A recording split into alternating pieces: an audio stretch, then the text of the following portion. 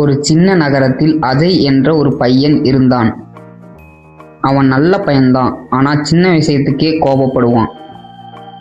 விளையாட்டில் தோற்றால் கோபம், யாராவது பேசினால் கோபம். கோபத்தில் அவன் சொன்ன வார்த்தைகள் பிறகு அவனுக்கே கஷ்டமா இருக்கும். ஒரு நாள் பள்ளியில் அஜய் கோபத்தில் ஒரு நண்பனை தள்ளிவிட்டான்.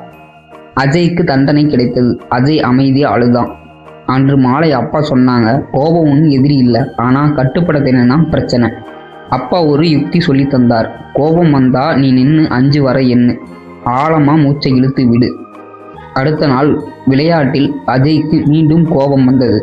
ஆனா அவன் நினைத்தான், 1 2 3, ஆழமா மூச்சை இழுத்து விட்டான். கோபம் மெதுவா குறைஞ்சிச்சு. அவன் அமைதியா பேசினா சண்டை எதுவும் வரல.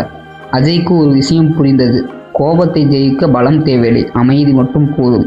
கதையின் நெறி, கோபத்தை கட்டுப்படுத்தினால் நாம் தான் ஹீரோ.